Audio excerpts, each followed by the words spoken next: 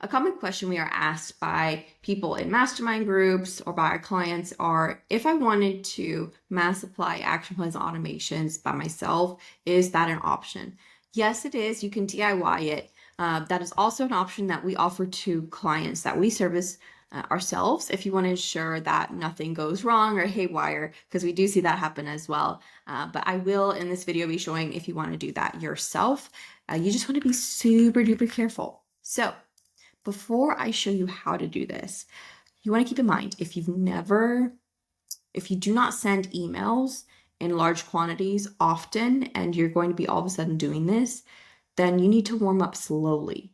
So, and if you didn't catch my previous 2 videos on email best practices or why you shouldn't send emails in bulk all of a sudden, and the high risk of doing that, I will be including information for that in the description if you're watching this on YouTube, or in the description in the caption or somewhere within the post, so you can watch those. Please watch those, because there is high risk if you have not been sending emails in high volume. If you've only been sending 50 a day, 100 a day, manually or automated, that do not all of a sudden do this and implement this to 1,000 leads or 10,000 leads or 50,000 leads, because you're going to completely destroy your email, and all of your emails are going to go to spam. You're going to get your email account suspended or shut down. It happened to a number of our clients when they did this, and then they got in email jail,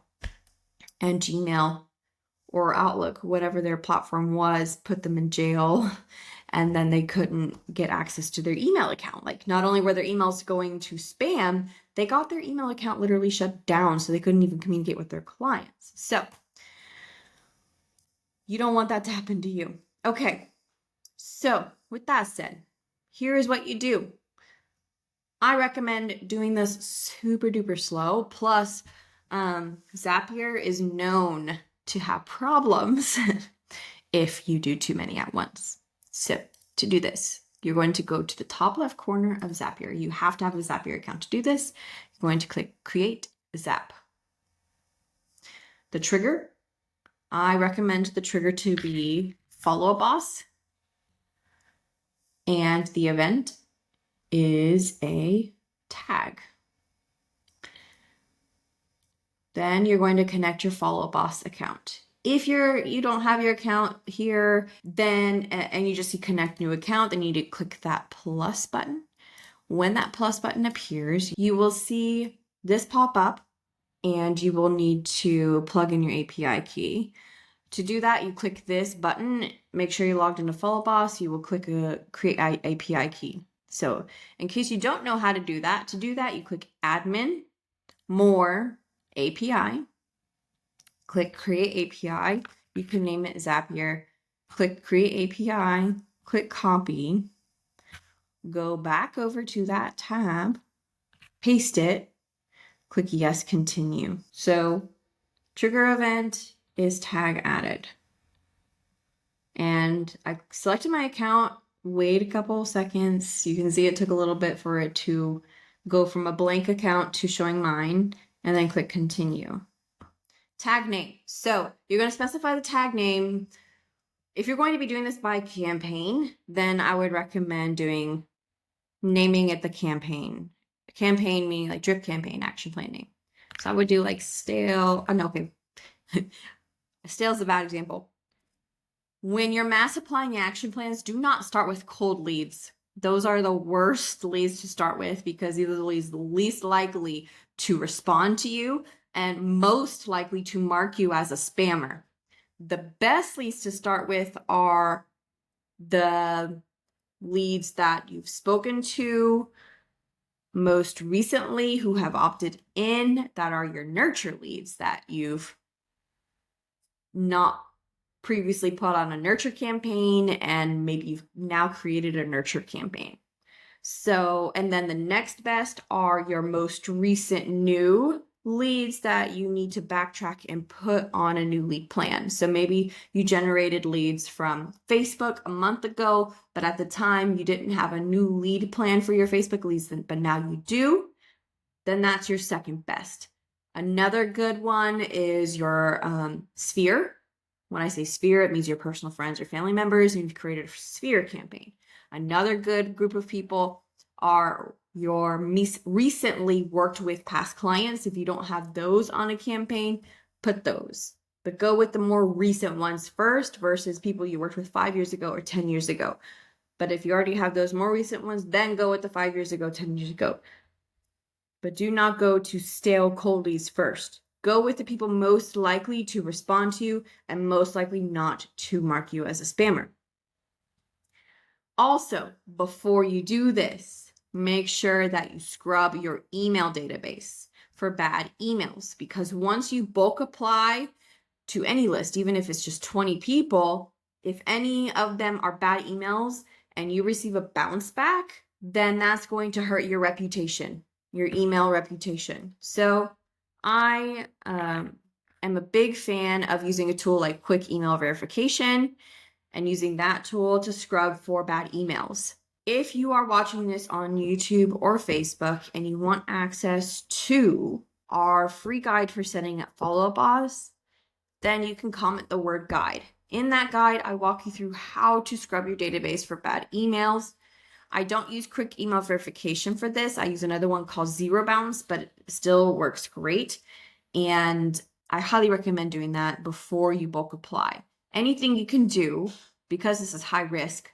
I'm not trying to scare you, but again, I kind of am, just to show you the importance of how important it is to do everything you can to prevent hurting your email reputation. So step 1, watch the email best practices video and the why you shouldn't just all of a sudden email a bunch of people if you haven't been in the past. So those 2 videos. Step 2, actually step 3, because so step 1 is watch the best practice video. Step 2, watch the why you shouldn't email a bunch of people. Step 3 is download the free guide for setting up follow bots. And in that free guide is how to scrub your email database for bad emails. You can either DIY that through that guide for free and then pay super cheap for credits here, or you can use a service like Easy Verify or Verify by Call Action, or there are other verification services that integrate with follow bots. Use something to get rid of the bad email addresses so you don't get a bunch of bad bounces. Okay, back to this. Oh, and one more thing is don't use a free email account. Please, please, please. It's 2025. We're halfway into it. By the time this video is posted, it might be quarter 3 of 2025. Do not use a free email account. When I say free email account, please don't have your email account ending in gmail.com or hotmail.com in your follow-up boss account. And better yet, don't use a brokerage, big box brokerage provided email account like I won't name names. Just don't use big box brokerage email accounts. Even those are not that great. Use your own. So like my email account ends in keetechnology.com rather than a big brokerage name. Okay, so let's use Nurture Buyer Action Plan as a tag, as a trigger. But before we click next, we need to add this to a test lead in Follow Boss. So let's go over to Follow Boss. Because Zapier wants to do a test to make sure that there's someone in Follow Boss to test this for. So in Follow Boss, we have a dummy lead, but we don't call it dummy lead or test lead, because when we did that in the past, anytime we were doing like a database cleanup, a database scrub, anytime an assistant or an admin was doing it, they would see a bunch of test leads and just delete all of them without thinking.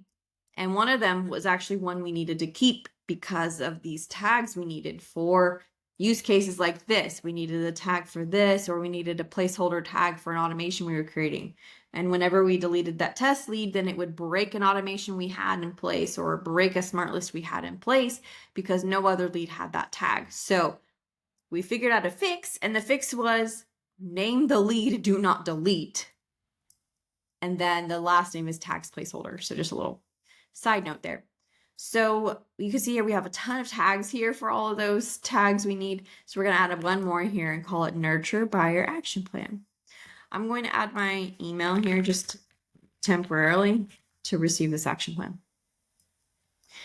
So now that we've added that tag to that test lead, now we can click continue, and it's going to test and try to find a person with that tag. If you don't do that, before clicking next, it's going to say error, or it's just going to create some random dummy person. So it did find it, and it found it for that person I just showed you. The do not, oh, sorry, I'm showing the wrong tab. Is found it for the do not delete tax placeholder. So click continue. Then we're going to say, next up, what we want to happen is in Follow Up Boss, we want it to apply an action plan. Click continue. In order for Follow Up Boss to know who to apply the action plan for, we click the plus button and we click ID, and then we select the action plan we want to apply. So in this case, it'll be the Nurture Buyer action plan. Let's see if it'll find it. Trying to load more. I have so many action plans. Hopefully it works. Luxury. I was trying to find the non-luxury version, but it's not a big deal if it doesn't. There it is. Continue. Now it's going to test it with this dummy lead here.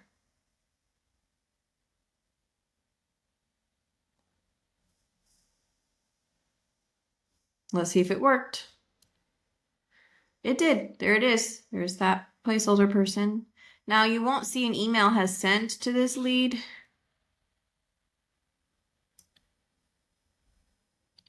For Nurture Buyer, but you see the action plan started. And the reason why is my Nurture Buyer action plan doesn't send the first email till tomorrow.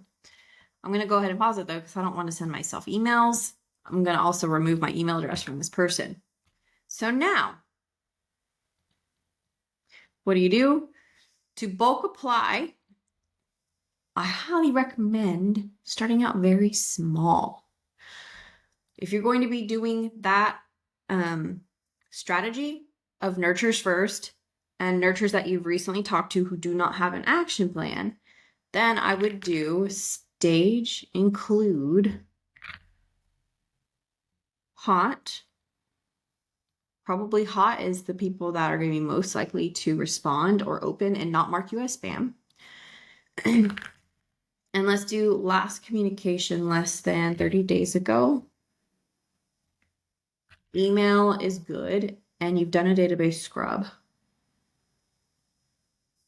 And then let's do, so in Follow Up Boss, right as a recording this video, although right now you can't filter by like doesn't have an action plan, you can do last sent action plan email was more than 30 days ago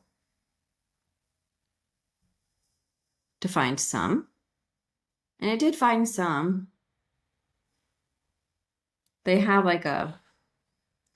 they have scripts being added to this person, but no drip campaign. So this is someone I would want to bulk apply to. This one has a calendar appointment, so I wouldn't want to do that one. So this is why it's a bit risky to bulk apply and Follow Up Boss, because there are a lot of conditions, if then conditions and cross-checking, which is why for our clients, we recommend using our services, because I am very fortunate to be married to a software developer and he's created all of these different scenarios and conditions and that go beyond these filterings here in Follow Up Boss, beyond the last sent action plan email. I don't even remember anymore. He went way beyond the initial ideas I had for checking to see if they are on like that particular action plan or on another action plan, or we exclude other items. So even if you add filters, there is still risk that you're double emailing people. Like for instance, if I added the action plan to this person, they would be on 2 email drips, one for this calendar appointment drip and one for that nurture drip. Now this one, yeah, they're not on anything, so they need it. But this one they are. They're on the calendar appointment. This one's on the calendar appointment. This one does need it. This one, oh, I need to show you that too in a second. This one is on the calendar appointment.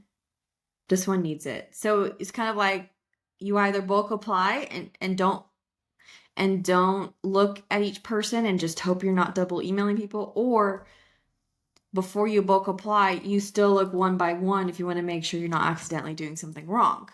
Because if you want to ensure when you start out, you're bulk applying to people that are going to be most likely to respond and not mark you as spam, because you don't want to hurt your email reputation, well, you want to make sure you're not double emailing people. One other thing you want to add here is you want to exclude people that are tagged as unsubscribed or bounced. You don't want to attempt to email people that are bounced or unsubscribed, especially not bounced, because Follow Boss will attempt, sometimes I've seen in the past, attempt to email the bounced people and it'll respond in a bounce again, which is why I recommend using an email verification tool. So yeah, there's just like a lot of pros and cons to the way you approach this. Of how granular do you get? Do you just create some filters here and go with your hots and go with people you've talked to recently, scrub your email list, do the filter by last sent action plan email? Or you can also do this. You can say, okay, I know I've done an audit of my action plans that I've created and I've started using. So let's say I recently created Nurture Buyer. Mine is like follow up after call. And I've got 2,200 people active on it. So let's say I tag all 2,200 people. Let's say I tag them all and I say currently active on follow up plan. Let's say I do that. And then let's go back to the list I was working on. Then I can say the tag excludes people tagged that way. It might take a second. It says it's updating tag. I can say, oh, let's exclude people tagged that way. Now we're only showing 11 people. There's only 11 people not on that action plan. But then I also have people active on that Calendly action plan. So we would exclude people tagged that way. So you can do it that way, as well as like evaluate what action plans you currently have people on that you want to ensure people aren't being double emailed. Like now you have a new nurture plan, but you have people on an older plan you no longer want to use, but you don't want people on both plans. So there's a lot of intricacies involved. And that's something that we take into consideration. Of you may have existing action plans, and we do our best to filter those out as part of our services. So pros and cons there, because if you're going one by one through each person to make sure you're not double emailing people, that kind of defeats the purpose of Mass Supply. And I think that's part of the reason why Follow Boss doesn't offer Mass Supply as a service, because there's so many intricacies involved, and they don't want their users to bulk apply something and then, oops, now you can't undo it. And now you've bulk applied a drip campaign to so many people. I'm just showing you sort of the behind the scenes of what we go through on a day-to-day basis. So after you've created the Zap, you'll click publish. And then once you click publish, you'll be able to mass apply. You'll click the checkbox. If it's a large list of people, let's just find a larger. If it's a large list of people, I say do a max of 50 to start. Let's say, how many people show up here this way? And let's remove that tag of the currently on. Okay, let's see. 100, how many people show up? 200? Okay, let's just move that filter. I'm trying to show. Okay, so check this box, and then you see here it's only selected 20 of the people. Click the select all button. Then you're going to add the tag for what tag you want to use with the Zap you just created. So it's the Nurture Buyer action plan. I'm not going to do it because I don't want to. I don't want to initiate that Zap. You'll add that tag and click Add Tags. Start with 50 for the first week and leave it alone. One, because of your email reputation risk.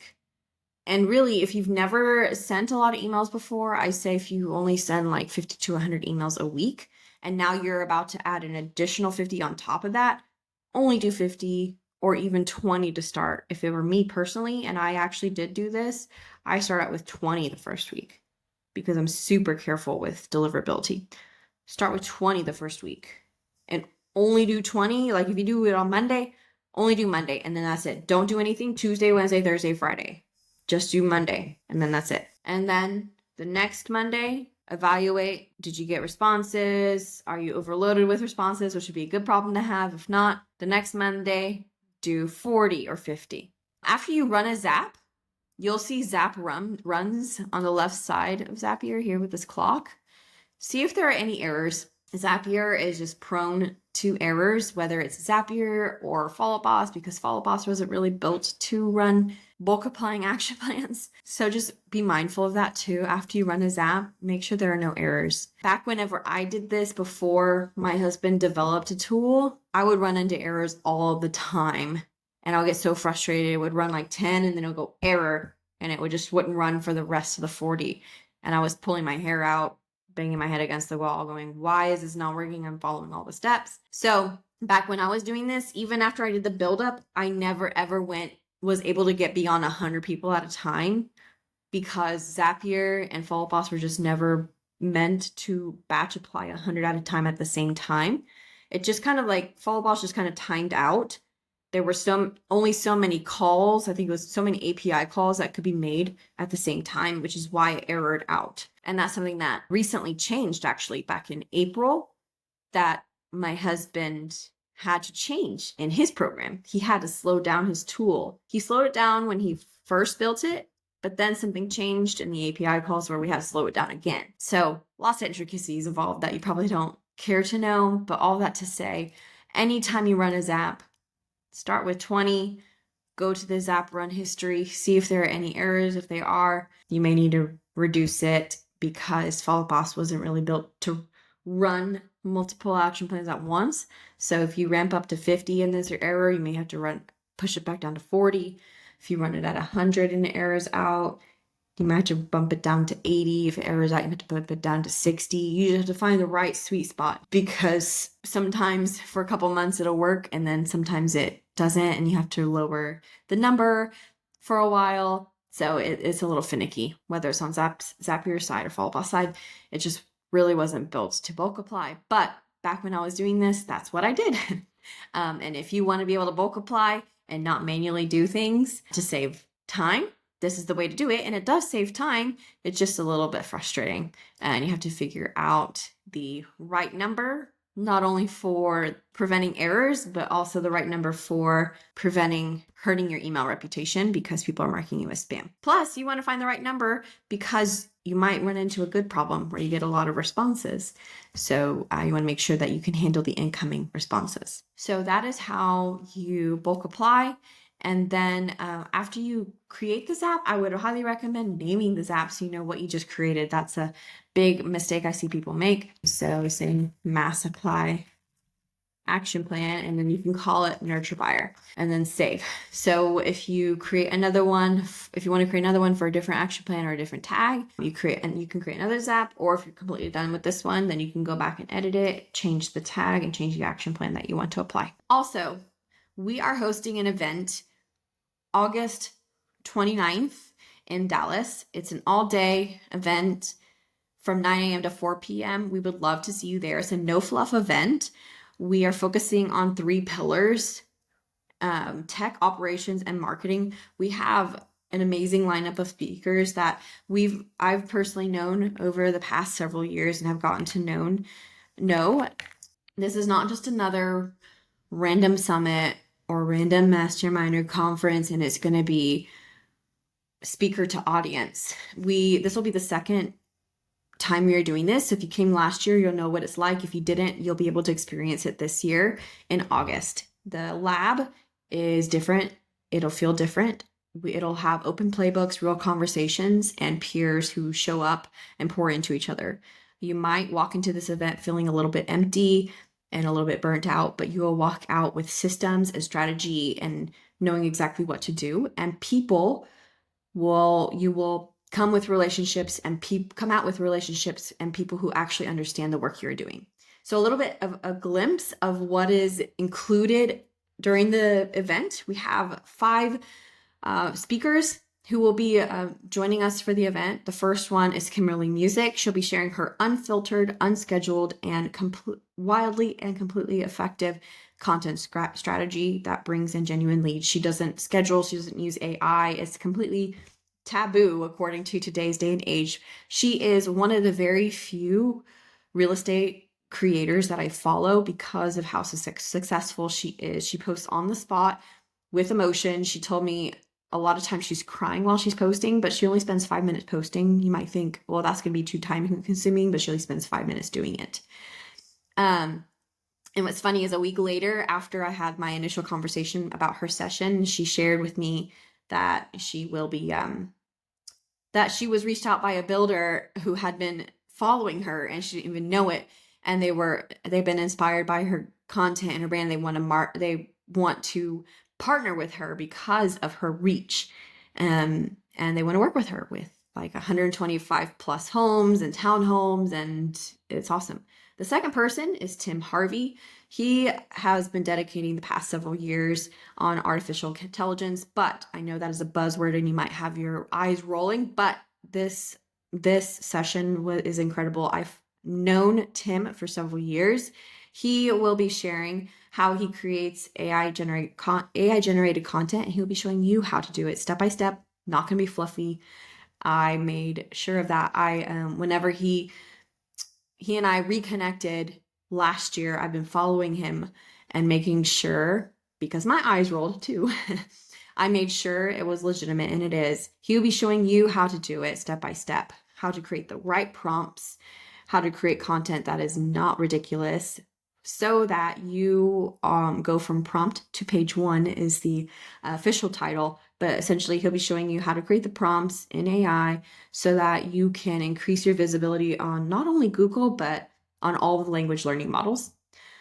Third speaker, John Hughes. He will be sharing how and why he decided he is the director of sales and operations for a real estate team in Nevada, why their team decided to split into 2 teams, still within the one. One team is solely focused on Sphere for their business, no lead generation, and the other team is solely focused on lead generation, but both of them are under the umbrella of Zillow Flex and the very strict accountability involved and how he has orchestrated this beautiful mess. Speakers number 4 are Teresa and Brian Hurley.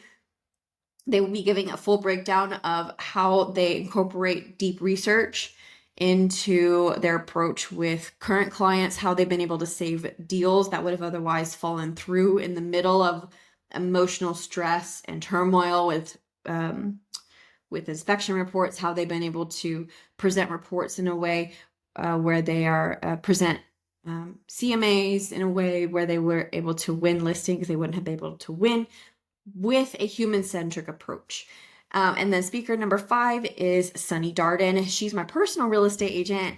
And I was very picky in how I chose my agent last year. And she'll be sharing her very specific and unique and custom approach to how she not only wins clients with gifts, but her ongoing and fully systemized client gift giving process. She is an amazing gift giver all year round.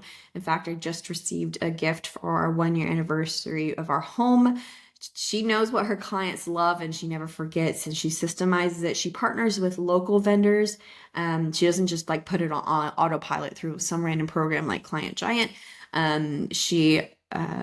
She does it right, and she personalizes every gift along the way, and it truly is very personal. So she'll be sharing that, and it's a completely peer-led conversation. So it's not just speaker to audience. It's going to incorporate talking with each other. There's going to be very intentional space for all of us to speak with each other, Q&A time with the speakers, and also dedicated time within the schedule for peers to share anything that they would like to share of what's working in their business or what's not, and peer-led shares. So if you were a part of it last year, it's going to be even better this year. Unfiltered conversations and so much fun. So scan that QR code to learn more and to register. Spots are limited because we want it to remain this wonderful conversation and peer-led community.